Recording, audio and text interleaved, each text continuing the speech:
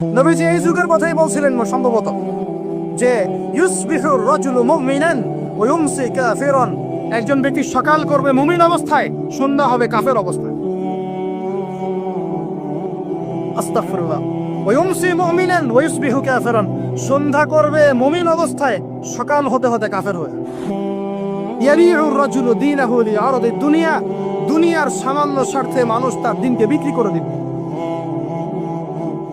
বাংলার গ্রামে গ্রামে এখন এই যে খ্রিস্টান মিশনারিদের তৎপরতা দেখা যাচ্ছে। মানুষকে, মুসলমানদেরকে খ্রিস্টান বানানো হচ্ছে টাকার প্রলোভন দিয়ে, চিকিৎসা সেবার প্রলোভন দিয়ে। আপনারা কি দেখেও না বেকার ভান করছেন, শুনেও না শোনার ভান করছেন? যাদের প্রত্যক্ষ মদত এগুলো হচ্ছে, আল্লাহ পাকের কাছে জবাব দেওয়ার জন্য প্রস্তুত হয়ে যান আপনারা।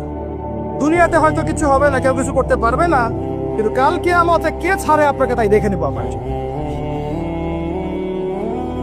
বিশ্বাস করেন, ওমর রাদিয়াল্লাহু আনহু বলছেন, যে কোরআন হাতে নিয়ে বলছি আমি, ওমর ইবনে খাত্তাব রাদিয়াল্লাহু আনহু একদিন তার উটের ময়লা পরিষ্কার করছেন, যখন তিনি অর্ধেক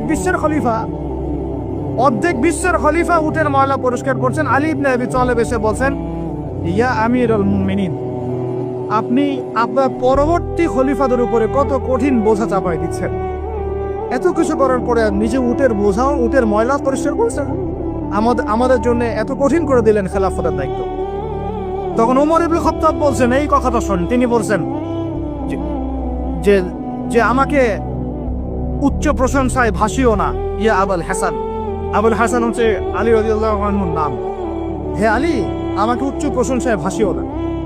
আমি ভয় করি ইরাক তো তখন মুসলমানদের আওতায় আছে, ইরাকের ফোরাত নদীর কিনারায় যদি কোনো ছাগলের বাচ্চাও না খেয়ে মারা যায়, আমি ওমর ভয় করি কাল কিয়ামতের মাঠে আল্লাহ আমাকে এর জন্য জবাবদিহি করাবেন। কি বুঝলেন?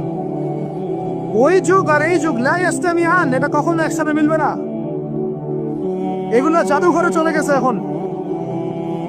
তিনি বলছেন, ওমর রাদিয়াল্লাহু আনহু যিনি জান্নাতের সার্টিফিকেট প্রাপ্ত মানুষ, যার জান্নাতের ঘর আল্লাহ রাসূল দেখে এসেছেন, তিনি বলছেন যে আমি ভয় করি ইরাকের ফোরাত নদীর কিনারায় কোন মেষপালক বা ছাগলের বাচ্চা, মেষ শাবক, তারাও যদি না খেয়ে পানির পিপাসায় মারা যায়, আমি ওমর ভয় করি কাল কিয়ামতের মাঠে আল্লাহ আমাকে জবাবদিহি করেন। আর কিছু বলতে হবে আপনাদেরকে? ব্যাস, যার মধ্যে নফসের মধ্যে নূর আছে, তার জন্য উপদেশ যথেষ্ট। তুমি উপদেশ দাও, তুমি শুধু উপদেশ দাতা।